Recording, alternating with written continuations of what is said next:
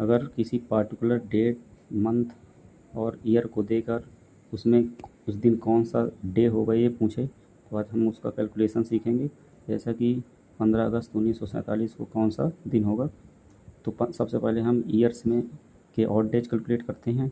तो हम 1947 पूछा है तो ये 1601 से 1705 ऑड डेज होंगे, 17 से 1800 में 5, 1801 से 19 में 5, टोटल ऑड डेज हो गया 15।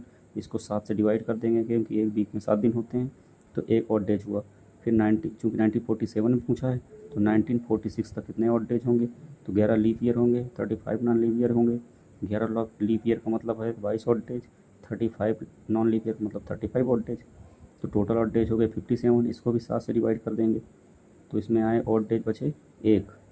अब चूँकि 15 अगस्त 1947 को पूछा है तो 15 अगस्त तक, जनवरी से लेकर अगस्त तक के बीच के ऑड डेज कैलकुलेट कर लेंगे। तो 3 जनवरी में 3 ऑड डेज होते हैं क्योंकि 31 का होता है।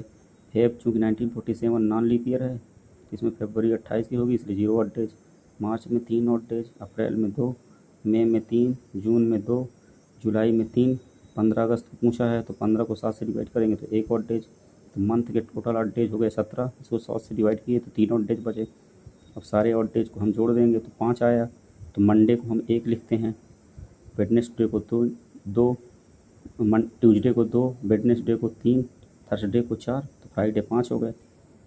अगर 6 होता तो सैटरडे आ जाता, 0 या 7 संडे के लिए होता है।